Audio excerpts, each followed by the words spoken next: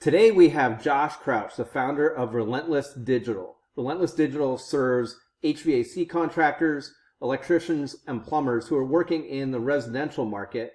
Relentless helps them to get found online, on Google Maps, their website, and he also helps them stay in touch via text and email with their past customer base. Josh started this company about 4 years ago when he started posting in an industry group about the work that he was doing with the contractor that he was employed by at that time. And people started reaching out saying, hey, great info, but could you actually implement this for me? So he started doing that. Now, 4 years later, he's got about 30 employees, has just over 100 clients that he's serving, and he's got a lot of experience. One of the things I loved about the things we talked about was he talked about his VA in the Philippines, the first one he had. Now he has other people that are working there.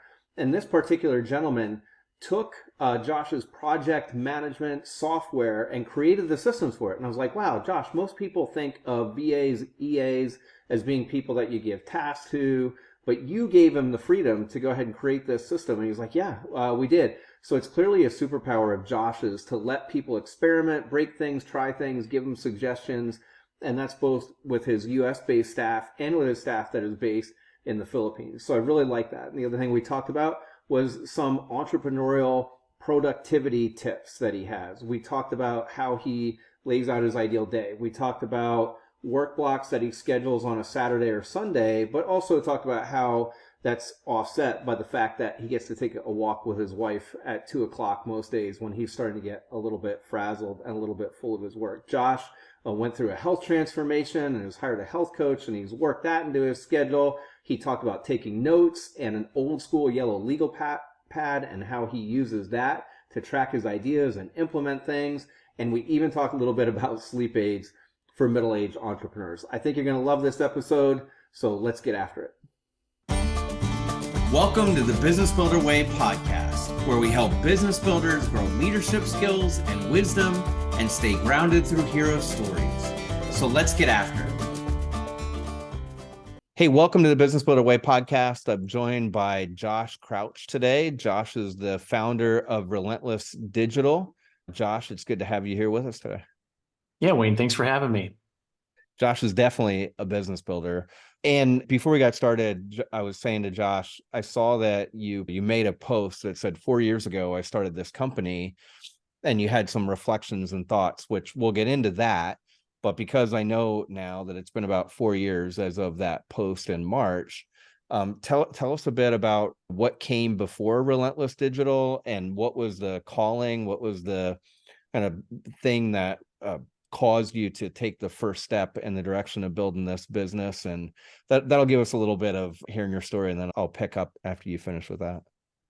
I would say a lot of hard lessons were learned before I started Relentless. Looking back on it, I've had the fortune of learning those lessons while I was not the business owner. And I say that because the 3 HVAC companies I worked at, so going back to like 2013, I was in accounting. I always loved numbers, data, statistics, and analysis, things like that. I actually was the kid, like, even though, on TV on Sunday when I'm a big Packers fan, they would give the stats on the screen. I would actually, every time there was a running play, I would like mark down if they had a carry, how many yards they got. I would do that for the quarterback. Like, it was that level. Like, I had a notebook. I don't have it still. I wish I did. But I love numbers and statistics that much. Like, I've always been a big sports person, so that's probably where the love of that stuff comes in. So obviously fast forward to being an adult, and I love the number side. I thought maybe accounting was going to be my play, but I'll be honest, I wasn't a great accountant. And I also did not love the monotony of doing the same thing over and over again every single month. I like having the freedom to go to this thing, go to that. Like, maybe it's a little bit of, like adult ADHD or whatever. I didn't like doing the same thing over and over again every month. And I think a lot of people can relate to that. Don't get me wrong. I love our bookkeeper. She can do that, and she's amazing. So there's definitely a lot of value in people that can do that stuff, but I couldn't. So I got hired as an accountant at an HVAC company. It's a long story to get to. Gotcha. The ending there. Very quickly, within like 2 months, I was like literally running the office, because I grew up in a small family business my whole life. It was in martial arts, taekwondo. So when I was a teenager and in young 20s, I helped operate a couple schools. I mean, it was a small business, like enough to the point where once I started having kids, I wasn't going to be able to pay for my life. So Sure. it was still something that I did into my late 20s, but I had to get a couple jobs. So, but the company that I started at, I didn't know this when I walked in. It was a mess. I walked in a March, and for some reason, March seems to be like when I change the direction of Right. my life. I don't know why March always seems to be the month, but we had 20 technicians. I remember this because we were getting new cell phones. Like the first day I walked in, I had an older guy's like, "What the hell are you doing here?" That's literally what he asked me. He was like 60 years old. And I think there's probably some issues with the company I didn't know about, but there's 20 techs. We got all new cell phones. Come to find out is because we didn't pay the last provider Mm. the bill. Mhm. So they shut off the phones. Sure. By September that year, we had 3 technicians left because we couldn't pay them on time. Their checks would bounce. Wow. I was constantly having to pick up vans on Friday afternoons because the guys would cash their check and be like, "Hey, come pick up your van. It's sitting in the Walmart parking lot." So I learned a lot of really valuable, hard lessons. And it wasn't because I was doing anything right. I just didn't know any better. So Sure. owner was burned out. The general manager was his wife was burnt out. I ended up running this company for about 3.5 years. We got it turned around, learned a lot of great lessons in what not to do very early. Then I had an opportunity to move into a territory sales management position. Did that for about a year. Was not my cup of tea. Just I felt myself getting lazy. Like you really have to be self-motivated in a position like that because contractors or your clients, whatever field you're doing territory sales, you got to be able to push yourself on that. And I Sure. wasn't at that stage in my life. So one of my clients that I got along with wanted to open a branch about an hour away. So we got along really well. I realized I missed the contractor side, got back into that. So it started a branch from nothing and grew that to about $1 million in sales in the first 10 months. Biggest problem there is, and just another lesson learned, is when you get into these types of, and I wasn't an owner, I'm going to say partnership because I was literally running the branch by myself. He came up very infrequently. So most of it was just through text message or phone call. So I was running that branch by myself. And he loved the volume game. So low margin, high volume, loved like Hmm. multifamily type product like that. He wanted to keep growing that way.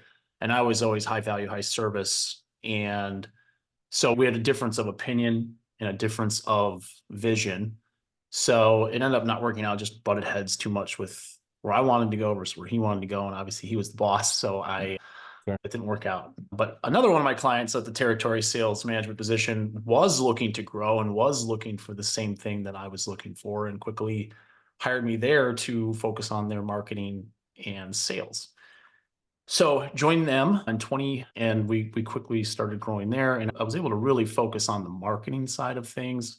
To that point, I had some focus on marketing, then it was the field and the office, kind of just like running a business, you had to focus on everything, but I really got to focus and hone in on marketing at the last place I was at. Started getting really good at the local stuff, started figuring out what kind of content and things like that to post to get local people engaged in the content, understanding that we were different than the other contractors in the area. And we started growing really fast without spending anything on marketing, and which is rare for contracting. It's rare for businesses in general. Sure. So we grew really quickly, but then I started posting that helpful content that I was creating for professional services in a business coaching group on Facebook. And that led to people wanting, hey, can you do this for me? Or, hey, can you help me? And it was kind of like started to be like a side thing. And I'm like, Hmm. I've always wanted to own my own business. I just didn't know what it was going to be. I thought maybe at some point I could get equity in a company or do something like that. But I think I always held myself back on that because I'm not handy. I'm not Tersh. If any of Hmm. you know Tersh through Wayne, Tersh is a very handy guy. I am the complete opposite. I thought he The just wore shiny shoes, by the way. I didn't realize he was very handy. no, see this sign right here? Yeah. I did not put that up. That's not me. I have been fired from hanging anything on any walls in any place that I live because the holes were too big and too frequent. Hmm. So I've been fired from that, but I realized that the business, the marketing, that side is the content Sure. side. That's me. Yeah. So I really leaned into that. But it's always because, so the opportunity to start Relentless came out of just helping other people. It wasn't, okay, I'm going to open the doors and I'm going to figure this out because I think I'm ready. It was people started reaching out, wanting help. Sure. And I just decided to see if we could replicate those results. And that was 4 years ago. So for the first year of this company, I worked full time, had an hour drive to and from work every day. I was pretty much on the phone nonstop between getting there, coming home, lunch breaks, and just trying to run Relentless Digital that way. And then a year later, which also, like I said, was March, fully went full time. So it's been about 3 years full time with Okay. Relentless. We're about 102 clients. We got between US based team members and offshore. And actually, we have a couple US based team members traveling abroad right now, like in Spain and England and all kinds of stuff. So we got a very global team. We have about 30 team members right now. Awesome. Awesome. So you started it but you're offering advice to people, and they would have been able to DIY it, but they didn't want that. They wanted, most of the time, we actually want somebody to do it for us. We see a concept, but it'd be great if I think we like to know just a little bit, like just enough, or we like to know enough to know that we don't want to do it. And I think that's the important thing. And once I realized that, we had several conversations at that third HVAC company I worked at with my boss, just to giving tips. Like I was literally shooting videos at my home about things to do to prepare your furnace for heating season, things to do to prepare your AC, things to do before calling or before we come out for service. We actually, when we would book appointments, I had a YouTube video with 4 things to check before we came out. Check the switch on the side of your furnace, check your breaker, check your filter. There's one other one I can't even remember at this point, but it saved people. They would call back and say, hey, Sure. thank you. My grandson was playing down there and must have turned the switch off. Right. And for us, coming out and doing a $99 diagnostic for someone that's like, well, Not good for anybody. Yes, Right. could we do the whole sales Yes, we could. But the value given to that person then's like, wow, these guys don't just care about taking my money. They actually care about what's in it for me. Helped us grow, helped us get a name where people would recommend us. That bleeds from from Google into local Facebook groups. Local Facebook groups are incredibly powerful. That is literally like your neighborhood today. I moved down to Arizona about 2 years ago. Like, I still don't know some of the neighbors because I actually know people better through Facebook groups than I do here. People just don't. It's Physically not the outside. same. I mean, it's not the same as it was 15, 20, 30 years ago when Right. you knew all of your neighbors by name, what they Yeah. liked, you hung out with them. It's not like that anymore. So you start Relentless, and you went to, like, okay, now we have these like about 30 employees and 102 clients that we're serving, and they're all HVAC, mostly HVAC, plumbing. So that's who you serve, is contractors doing both residential, commercial? No, commercial contracting doesn't really work well for what we do on the digital marketing side. We typically give them some tips, and then there's not really anyone to refer to. It's a whole different ballgame on the commercial side. So 102 contractors working residential throughout the United States, and you just mentioned that I know I like your tips. So if anybody is here, you don't even have to be in HVAC. If you're in some kind of other residential service business, you can see what Josh posts, and like those local Facebook groups. I know you've shared about that, and so you got to be there. You got to be doing that. You got to be interacting, and same thing, like serving people for free and helping them. Right. So what is it that you do at Relentless Digital? I mean, we would just say marketing, but how can you, or could you just describe that a little bit more? Yeah, marketing, and even if we break that down into digital, is a very vast, wide ranging thing. So we build and maintain websites. We help contractors on showing up on Google business profiles, Google Maps. We help them manage local service ads, and then we also help them stay engaged with their existing customer database through text message and email marketing. And those are really where we stop, which is also unique in the fact that we don't do anything on the paid ad side. Most digital marketing companies will do it more like a full suite, where they do the Google ads, they do the Facebook ads, they'll do other types of advertising in other places. But those 4 things that I mentioned were literally the 4 things I did on the contractor side. So I know them extremely well because I've done them, tested them. I know that they work. And we only do that stuff for the HVAC, plumbing, electrical, residential contractors. So we're really niched down within a niche, which I think has really helped us focus and become the company that people look for when they need help on the things that we can do. I think that's really helped us position ourselves that way. It wasn't by design, but as we learn lessons and we reflect on things, we learn that being really great at like 1 or 2 things is much better than being pretty good at like 7 things. Right. And I'm sure that you're very familiar with that as coaching other business owners, because we all want to do everything. It's like, oh, I want to add that thing and add that. It's just shiny object syndrome. And for us, we've just been really great at a couple things. And that's really so people know, like if someone says, hey, SEO or website, we get recommended a lot because of that. Do you have, so if I'm working with you and I want to do paid Facebook ads, do you send me to somebody you know and trust, or do you give me advice on how to find somebody, or how do you handle that? If we have someone, we do on the Google Ads side and we do on the Facebook social media content and Facebook ads side. But that's taken some time to get to because there's a lot of, it's really easy to just come up with a referral system and pay each other for referrals and stuff like that. And that's fine if people want to do that. We don't really participate in the whole referral payment system. It's never been something I really liked. Even if we don't get anything, if someone's really great at something and they don't do what we do, it reflects on us by giving that referral. Because then they're going to go, I handle things too. I literally have this one client, he talks to me all the time, great guy in Florida. He's like, whatever your recommendation is, every recommendation you've ever made to me is gold. So I will listen to whatever you say. And that to me, it means more than almost anything, because having a reputation of making sure, like, I'm not going to give you a referral if I don't trust that the person's going to take care of you. Right. Because not every account's going to work with everybody. So if they screw up or something happens, are they going to take care of you? Do they have ethics? Do they have values? And then of course, do they really know what they're doing? Or are they just kind of like they watched a couple videos and they're going to kind of do it as well to make a little bit more money? Right. So for me, it's important. And we do the same thing with our podcast. Like all of our partners that we work with are people that we wanted to work with, not that came to us and are flashing money in front of our face, because it's just important. 1, we want to work with people we like.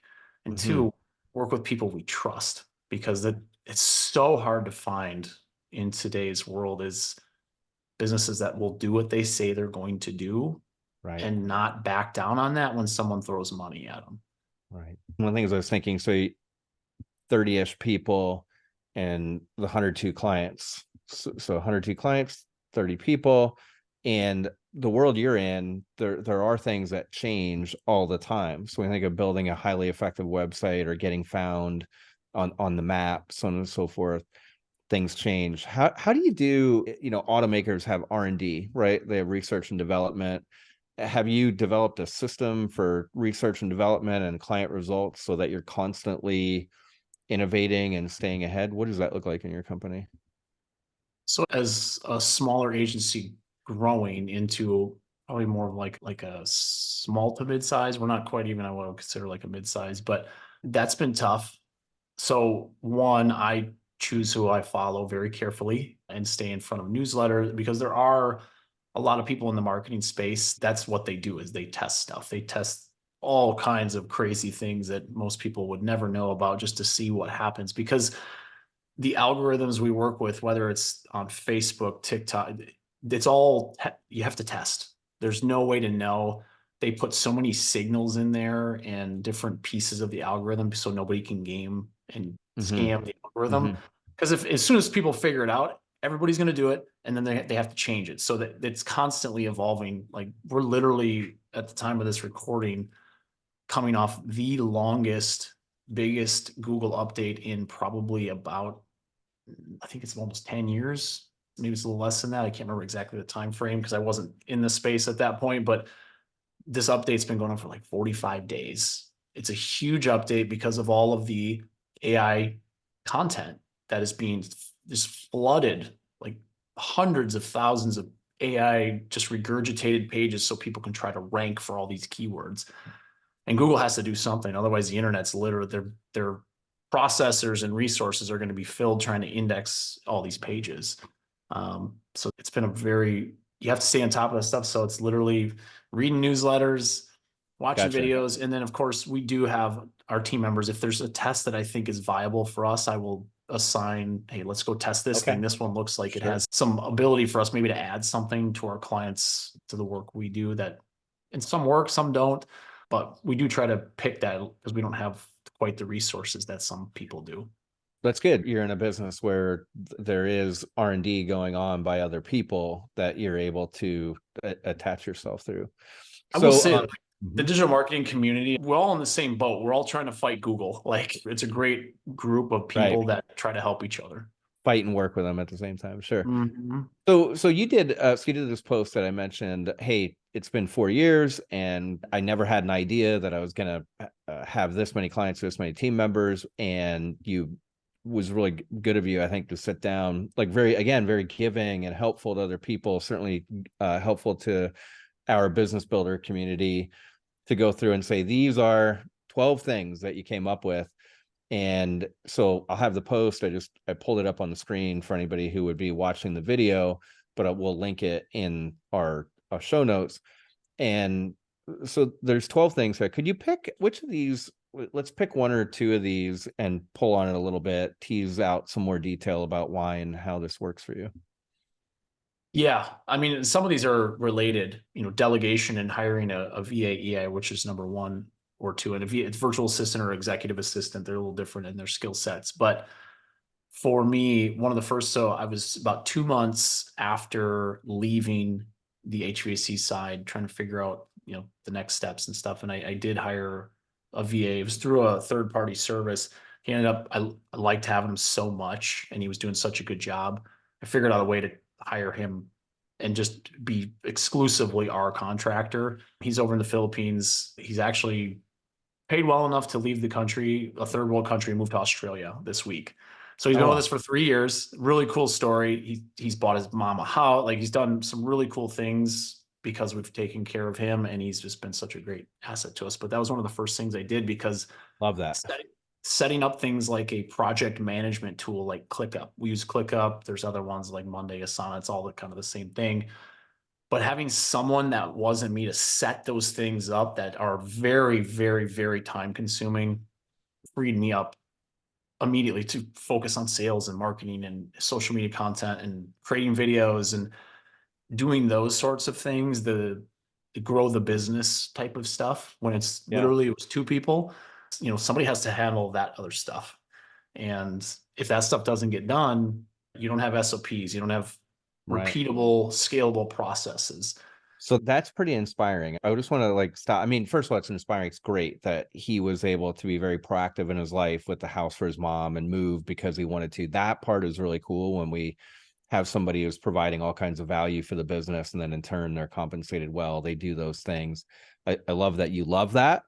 Also, though, when I hear you say that he went and innovated with ClickUp and helped create the system, I don't think a lot of people would, they think of delegation or they think of hiring an EAVA. They wouldn't necessarily think of giving somebody a shot in that way to say, hey, could you develop this kind of critical system for managing our business? So how did that happen? How did that come out that you're like, I think you could do this? Or was he proactive? How did that happen? So when you hire offshore talent, I'll use the Philippines as an example because that's where our offshore talent is. They have a very obedient culture. It's just how they're raised. They're very tight-knit family.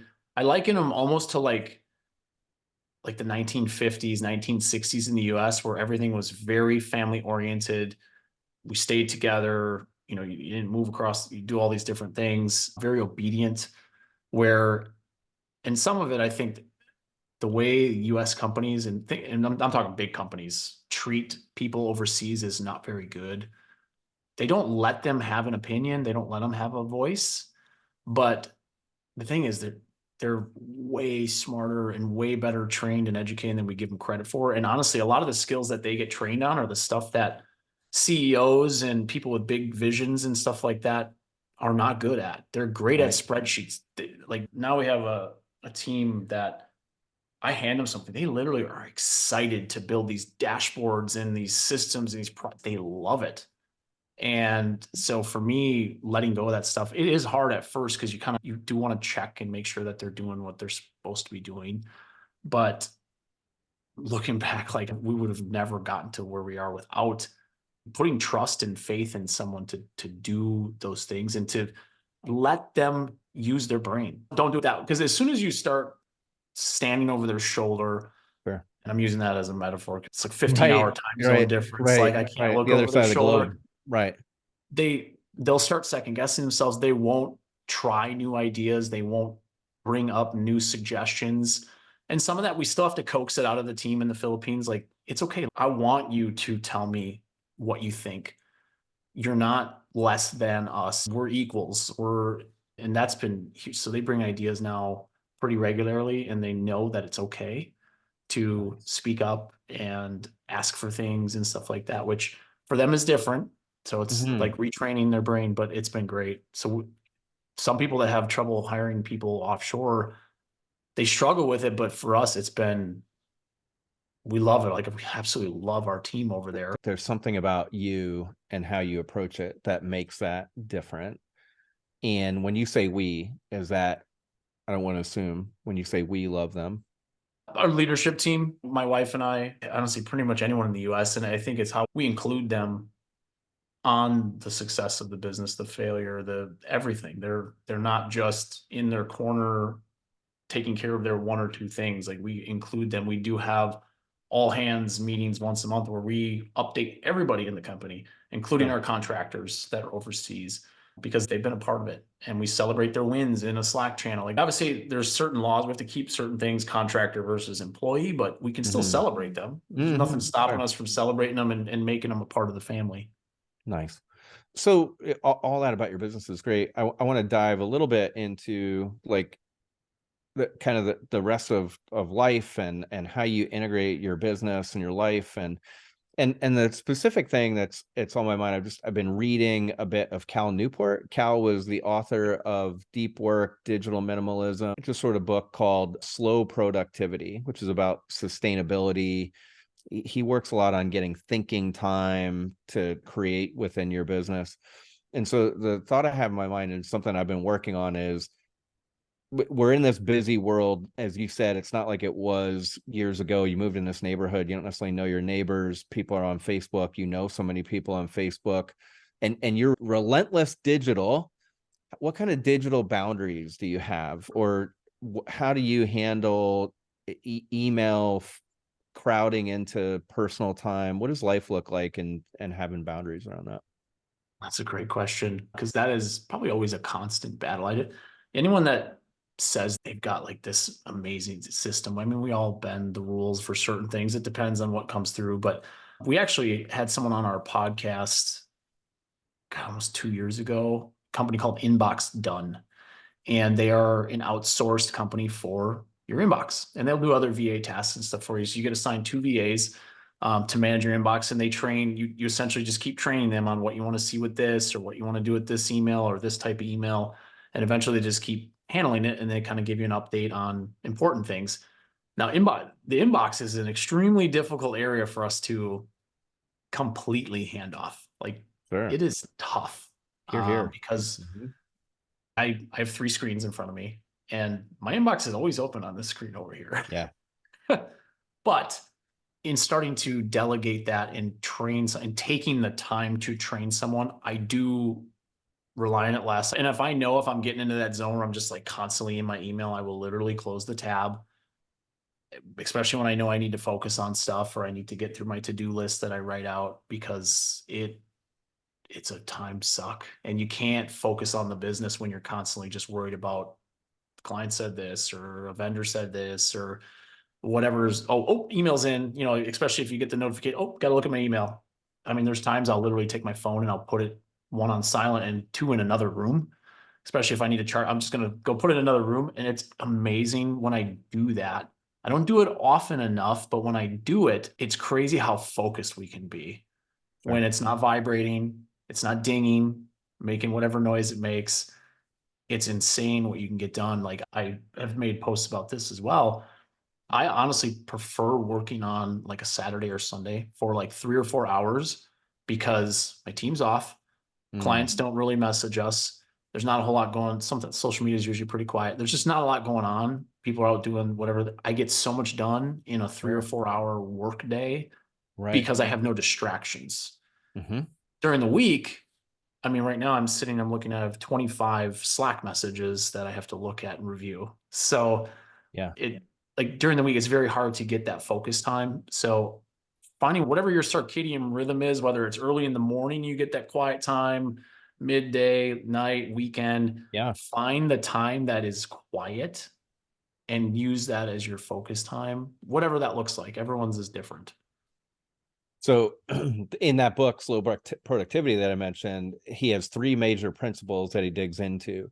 The first one is do less, like have less missions. It doesn't necessarily mean like work less or like you're going to be lazy sitting around on a couch or something, eating grapes or whatever, but it means have less things that you're really concerned about, which partially that's you delegate. So then you have less things that you're concerned about.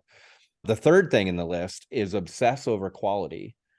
And then the second thing is exactly what you just said about rhythm. And he's saying work in accordance with more natural rhythms. So working through 3 or 4 hours on a weekend because you get less distractions, that would be an example of that, working in accordance with natural rhythms. And then perhaps it doesn't have to be this way, but perhaps during the week when other people are working, sometimes entrepreneurs, you can sneak out of the office and go do something that's more personal, right? Yeah. And that, like I said, it's different for everybody. So what I've found, and we'll probably get into this next, but one, I really wanted to about, every year my wife and I we'd start back at the gym. This is the year. And we 3 or 4 weeks, we'd go pretty well. And then it would Mm-hmm. start New petering Year's off. Of course, resolution kind of thing. so- Yeah. some of that time we were in Wisconsin, and then January and February are just not ideal times to do anything because that's the last thing you want to do when it's out. But so January of 2023, we made that commitment. This year was different. We hired a trainer and we committed to setting up recurring scheduled appointments with our trainer three Mm-hmm. days a week, every single week, and we blocked it off in our calendar. We do not, unless there's a health emergency or something like that, we don't move it. So it's Monday, Wednesday, Friday, and that's been big. So typically we start working at like 6:30 in the morning. We get up early, we work that way, work for a little bit, and then we take a break. And that break is our gym time. It allows us to refresh ourselves. We're not working 10, 12 hours straight on all this stuff. Come back, we eat our breakfast, and then it's okay. Now it's work time again for the next couple hours. And personally, for me, by like 2 in the afternoon, I'm ready to take a break. If we're honest with ourselves, you start feeling these things at certain times. You can't focus. And as soon as that happens, you need to take a break. Go take a walk. That's another thing that my wife and I have implemented. We take walks. Now, I am lucky. I'm very lucky and blessed and fortunate enough to work with my wife, who we get along very well. So for us, taking a walk is a great break. It's great for our relationship. It's great for the business. It's great for our own personal mental health. But taking those breaks, don't grind through it. Like Yeah. Good tip. take a break. The work is still going to be there. Come back when you're refreshed or it's quiet and you can focus. And I promise you, the quality of the work you get done will be so much better. And those couple things have really helped us tremendously over the last 16 months. That's good. I was with a guy this morning that owns a roofing company. We were talking about kind of his ideal day, and he's done really good up until about 10 a.m. So he's been working on his ideal day, and up until 10 a.m., he's been really good at establishing rituals. From 10 a.m. on, he said, I don't know, like a 2 out of 10.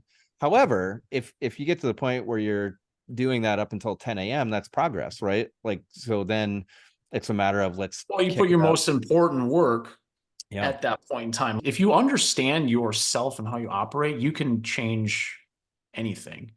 I mean, one thing that I've done, and it isn't because of business or anything like that. I just, as of getting older, sleeping through the night has just been Like you get up to use the restroom once Mhm.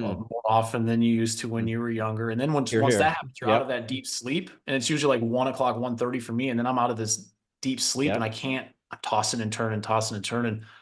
So I'm just constantly looking for answers on how to be better. So I reached out to someone for like a natural solution and found some CBD gummies, and they work Mhm. fabulous. Like I sleep so much better, so much deeper. And that's probably the whole Yeah. mantra behind the Relentless name. Like just because something didn't work doesn't mean we're going to stop. We're going to keep finding the solution. We're going to find the next thing. And if that doesn't work, we're going to find something else. If that doesn't work, we're going to find something else. And we're just going to go until we get the answer to whatever the issue is. I'm going to work to kind of land the plane and wrap us up here, but I want to just finish and go back. 2 o'clock, you often go for a walk because you're like, okay, that's enough. When roughly is the end of your workday? What does that look like to finish it up?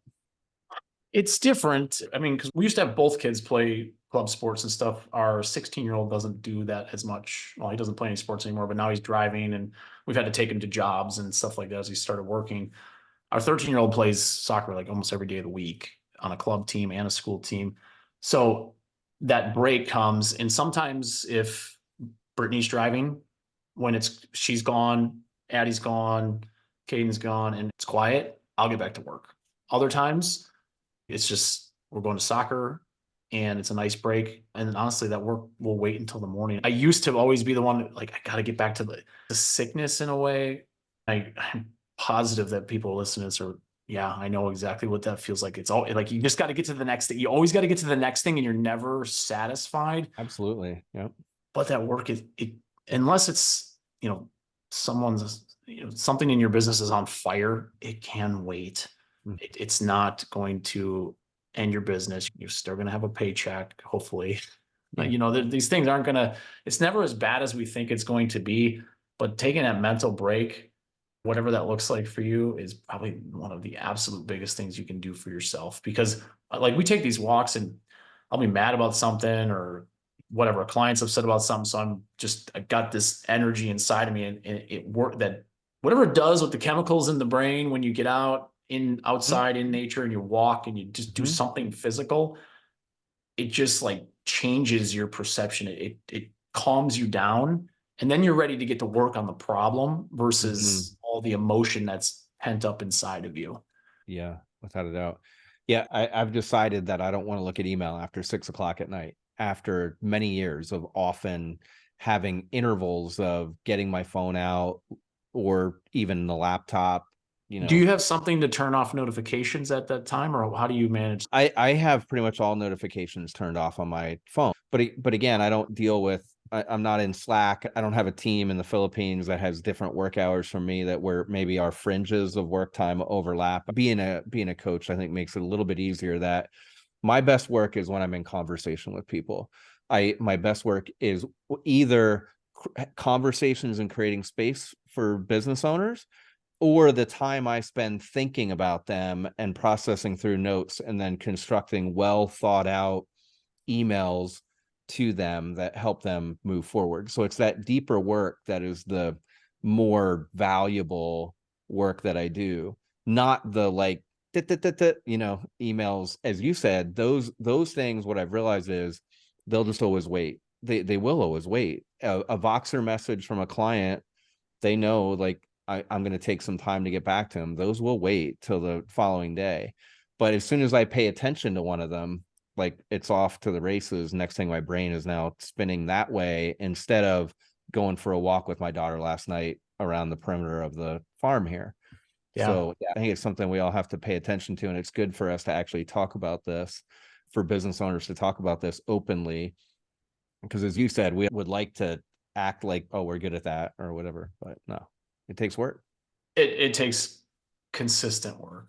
And one of the best things I've ever done is put stuff on my calendar. And like even on Sunday, and to your point, you mentioned something about all the different missions. And Right. with Have fewer with where I'm missions. at in this business, there's a lot of partnership opportunities and just different things. Sure. But when I know either the team is at capacity or there's just issues that need to be resolved. Like on Sunday, I think it's like 7 p.m. when I know we're just going to be kind of relaxing, is to look at my calendar for the week. And then based on what I know, I am not hesitant to cancel meetings, move, and I Yeah. reach out to the VA, I'd be like, hey, please move this one, please cancel this. We're not ready for this. Because there's times when there's like the CEO visionary, like go after the new idea, go find the new service, the new offering. There's other times you really got to be honest with yourself. If you continue going down that path when you have other problems, like big Right. problems, operational problems, that is not the time to do it. You got to focus on what's important and constantly be reevaluating your calendar. Don't feel like you have to be nice.